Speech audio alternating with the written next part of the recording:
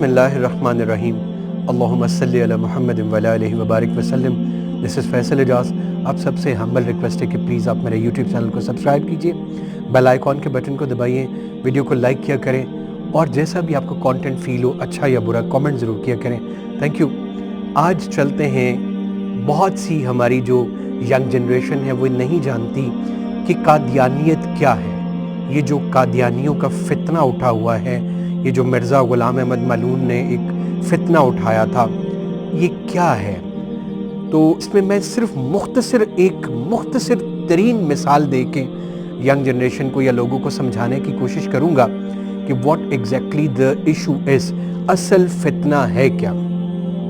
دیکھیے، سوال یہ اٹھتا ہے کہ اگر کوئی یہودی ہے، اس یہودی جو ہے وہ حضرت موسیٰ علیہ السلام کو مانتا ہے اور ان پہ جو کتاب اتری تھی توریت اس کو مانتا ہے، اب وہ تو یہودی کہلانے کا حقدار ہے۔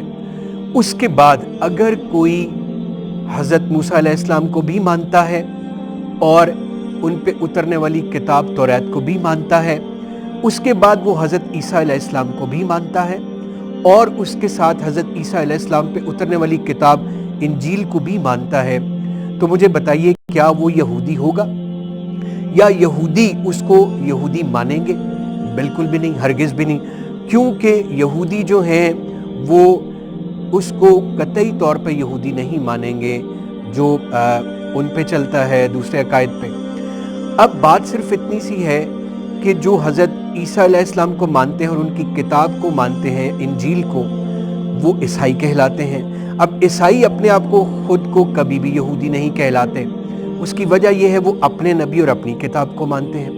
اب اسی طرح سے آگے چلتے ہیں، یہ مجھے بتائیے کہ جو حضرت عیسیٰ علیہ السلام کو بھی مانے، ان کی کتاب انجیل کو بھی مانے، اور جو حضرت موسیٰ علیہ السلام کو بھی مانے، ان کی کتاب توریت کو بھی مانے، اس کے بعد وہ محمد مصطفیٰ صلی اللہ علیہ وآلہ وسلم کو بھی مانے اور ان کے اوپر اترنے والی کتاب قرآن کو بھی مانے، تو کیا وہ یہودی یا عیسائی ہو سکتا ہے؟ ہرگز نہیں، وہ مسلمان ہوگا، کیونکہ مسلمان جو ہے اس کا عقیدہ یہ ہے کہ یہ پہلے اللہ نے کتابیں اتاری تھیں، یہ نبی اللہ نے بھیجے تھے۔ اب مسئلہ صرف یہ ہے کہ اگر ایک مسلمان جو ہے وہ حضرت عیسیٰ اور ان کی کتاب انجیل، حضرت موسیٰ علیہ السلام اور ان کی کتاب توریت کو مان کے بھی خود کو یہودی یا عیسائی نہیں کہلوانا پسند کرتا، مسلمان کہلواتا ہے، تو مجھے یہ بتائیے کہ ایک مسلمان کس طرح سے پسند کرے گا کہ کوئی ان کے نبی محمد مصطفیٰ صلی اللہ علیہ وآلہ وسلم کو بھی مانے، اس کے بعد ان کی کتاب قرآن کو بھی مانے، لیکن آگے وہ کسی اور کو نبی مانے اور اس کی لکھی ہوئی کتابوں پہ یقین کرے، تو مجھے یہ بتائیے کیا وہ مسلمان کہلانے کا حقدار ہے؟ اگر وہ حقدار نہیں ہے تو آپ یقین رکھیں کہ یہ جو مرزائی ہیں، جو قادیانی ہیں، یہ ان کا ایشو کیا ہے کہ وہ نبی کریم صلی اللہ علیہ وآلہ وسلم کو مانتے ہیں، ان کے اوپر نازل ہوئی کتاب قرآن کو مانتے ہیں، لیکن اس کے بعد وہ آگے چل کے یہ کہتے ہیں کہ مرزا غلام احمد قادیانی جو ہے وہ الگ سے نبی ہے اور اس نے جو اس کے اوپر کچھ کتب ایسی ہیں جو اس نے خود لکھی ہیں، اس کو اللہ نے کہا تھا یہ کتابیں لکھو۔ اب یہ کیسے ہو سکتا ہے کہ ایک بندہ خود کو مسلمان بھی کہلوائے اور پھر وہ نبی کریم صلی اللہ علیہ وآلہ وسلم کو آخری نبی بھی نہ مانے اور پھر اس کے بعد قرآن کو آخری کتاب بھی نہ مانے، یہ کہے کہ آگے کتابیں لکھنے کے لیے مرزا غلام احمد قادیانی کو اللہ نے خود کہا۔ نبی کریم صلی اللہ علیہ وآلہ وسلم جو ہیں، ان کے دنیا سے جانے کے بعد دو سلسلے ختم ہو چکے ہیں، ایک نبوت کا سلسلہ اور ایک وحی کا سلسلہ۔ اب یہ ہم مسلمان کیسے اقرار کر لیں، کیسے یقین کر لیں کہ نہیں دوبارہ سے کوئی نبی آیا ہے اور پھر اس کے اوپر کتابیں بھی آئی ہیں؟ یہ تو مسلمان تو قطعی طور پہ نہیں کریں گے۔ اب اس کے بعد آ جائیں کہ ہمارا ان سے مسلمانوں کا اختلاف کیا ہے۔ مسلمانوں کا ان سے اختلاف یہ ہے، اس کی مثال میں کچھ یوں دے دیتا ہوں۔ ہمیں بہت سے لوگ سوال کرتے ہیں کہ یار آپ ان کو مسلمان کیوں نہیں کہتے، آپ ان کو مسلمان کیوں نہیں مانتے؟ میرا ان سے ایک سوال ہے، مجھے یہ بتائیے کہ اگر کوئی ایک کمپنی کوئی 400 سال سے چل رہی ہے، بزنس کر رہی ہے، نسل در نسل بزنس کرتی آ رہی ہے، اب اس کمپنی میں آگے کچھ اس کے امپلائی، کچھ کام کرنے والے اس کمپنی کے، اس کمپنی سے علیحدہ ہو کے ایک نئی کمپنی بنا لیں اور یہ کہیں کہ ہم تو نام بھی یہی استعمال کریں گے اس کمپنی کا، اس کا ٹریڈ مارک بھی ہم یہی استعمال کریں گے، اس کا لوگو بھی ہم یہی استعمال کریں گے، تو کیا وہ کمپنی والا نئی بننے والی کمپنی کو پرانی کمپنی والا اپنا نام استعمال کرنے دے گا؟ کبھی بھی نہیں۔ کیا وہ اس کو اپنا لوگو استعمال کرنے دے گا؟ کبھی بھی نہیں۔ لوگ سوال یہ کرتے ہیں کہ کیا قادیانی جو ہیں آپ ان کو اذان کیوں نہیں دینے دیتے؟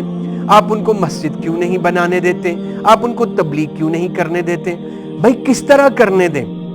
اذان ہماری جو ہے وراثت ہے، ہمیں مسلمانوں کو ملی ہے، ہمارے نبی صلی اللہ علیہ وسلم نے جو شریعت ہمیں دی یہ اس سے ہمیں ملی ہے۔ جب یہ ہمارے نبی محمد مصطفیٰ صلی اللہ علیہ وآلہ وسلم کو آخری نبی نہیں مانتے، ہم ان کو مسجد کیوں بنانے دیں؟ ہم ان لوگوں کو کیوں گمراہ ہونے دیں؟ مزید لوگوں کو یہ کل کو مسجدیں بنائیں، یہ اذانیں دیں، یہ وہاں پہ نمازیں پڑھائیں، لیکن پرچار یہ غلام احمد قادیانی کی تعلیمات کا کریں۔ ہم تو یہ ظلم لوگوں پہ نہیں ہونے دیں گے، یہ خود تو گمراہ ہو چکے، مزید ہم نئی نسلوں کو کیوں گمراہ ہونے دیں؟ اس لیے ہمارا یہ موقف ہے کہ نہ تو یہ خود کو مسلمان کہلوا سکتے، ہاں اگر انہوں نے نئی مسجد نام کی کوئی عبادت گاہ بنانی ہے تو پہلے خود کو کہیں کہ ہم مسلمان نہیں ہیں، ہم کوئی اور فرقہ، کوئی اور مذہب ہیں، لیکن یہ اس چیز کو بھی نہیں مانتے، تو پھر ہم کس طرح سے ان کو مسجد بنانے دیں؟ کس طرح سے ان کو وہی اذان دینے دیں؟ کس طرح سے ان کو ویسے ہی تبلیغ کرنے دیں؟ ایسا نہیں ہو سکتا۔ اب دیکھیے پاکستان میں سکھ بھی رہتے ہیں، عیسائی بھی رہتے ہیں، یہودی بھی رہتے ہیں، ہندو بھی رہتے ہیں، اور وہ اپنے اپنے مذہب کا پرچار اپنی اپنی عبادت گاہوں میں کرتے ہیں۔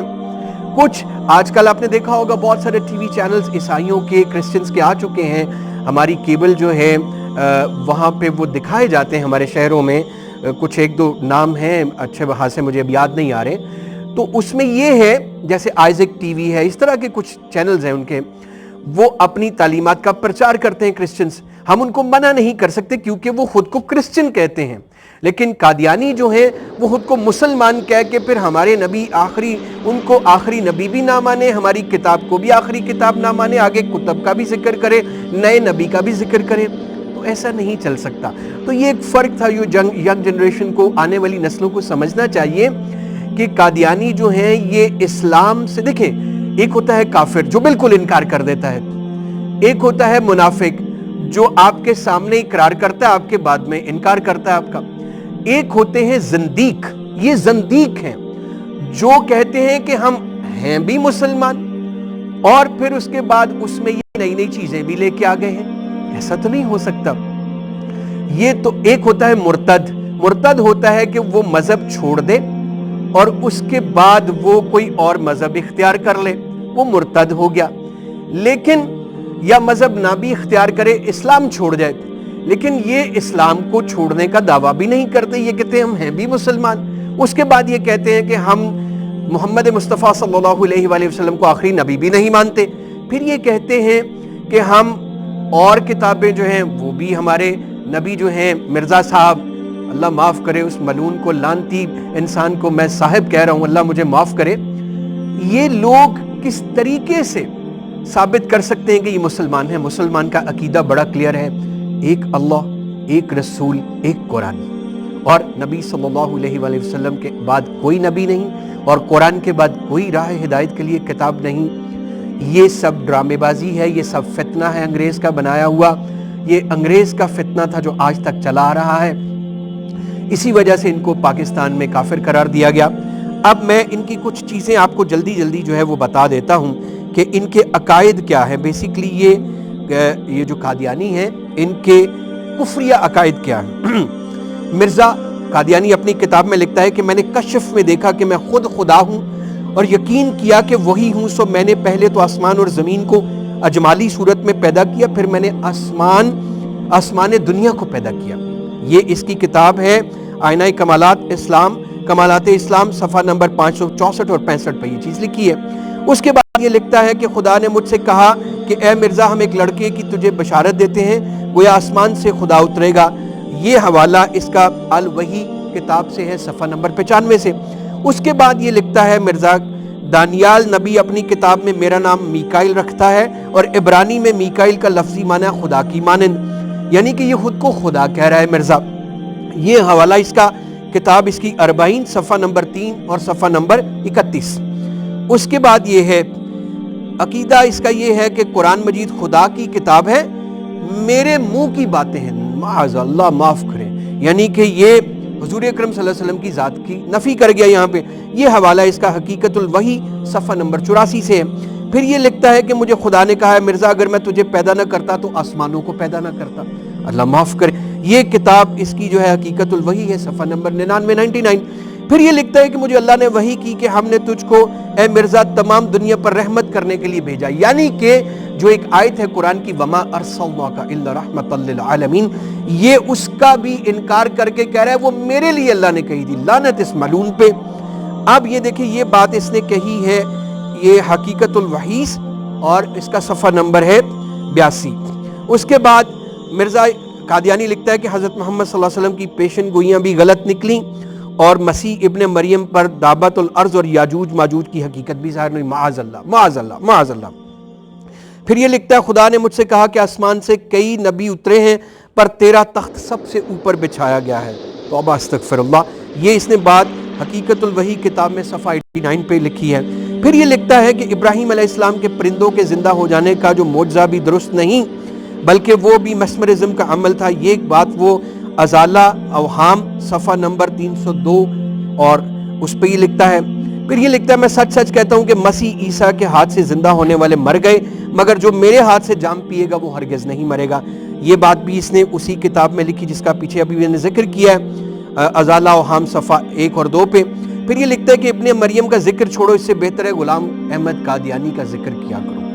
یہ بات وہ دافع با کتاب صفحہ 20 پہ لکھتا ہے۔ پھر لکھتا ہے جو شخص مجھ پر ایمان نہیں رکھتا وہ مسلمان نہیں کافر ہے۔ اس کا مطلب ہے کہ ان کے عقیدے کے مطابق ہم لوگ کافر ہیں۔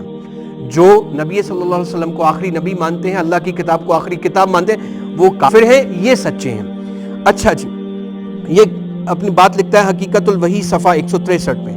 اس کے بعد یہ لکھتا ہے کہ مرزا لکھتا ہے جو ہماری فتح کا قائل نہ ہوگا سو سمجھا جائے گا اس کو والد الحرام، یعنی کہ جو ان کو نبی نہیں مانے گا مرزا غلام قادیانی کو، وہ اپنے باپ کی اولاد ہی نہیں بلکہ وہ حرام کی اولاد ہے، وہ زنا کی صورت میں پیدا ہوا ہے، وہ ایک حرام زادہ کہلائے گا، وہ حلال زادہ نہیں کہلائے گا، معاذ اللہ۔ یہ بات اس نے نور الاسلام کتاب صفحہ نمبر 30 میں لکھی۔ اب مجھے بتائیے ان کو ہم کیسے مسلمان مان سکتے ہیں جو ہمیں اسلام سے ہٹنے کے لیے کہہ رہے ہیں اور مرزا قادیانی کو، غلام احمد قادیانی کو ماننے کے لیے کہہ رہے ہیں؟ ہم ان کو کیسے مسلمان مانیں؟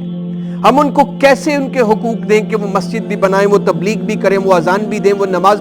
ایسا نہیں ہو سکتا، ہم ان کو اجازت نہیں دیں۔ اگر انہوں نے ایسا کرنا ہے وہ اقرار کریں کہ ہم مسلمان نہیں ہیں، وہ اقلیت میں شامل ہوں، وہ بتائیں، اپنے مذہب کو کوئی نام دیں، پھر اس کے بعد وہ جا کے دنیا میں جو مرضی کریں، پھر ہمارا ان سے کوئی اختلاف نہیں۔ لیکن وہ ہمارا مسلمانوں کا لیبل اپنے اوپر لگا کے اگر وہ یہ کہیں گے کہ ہم مسلمان ہیں، ہم ان کو دنیا میں مسلمان کے طور پہ ان کی حیثیت تسلیم نہیں کریں گے۔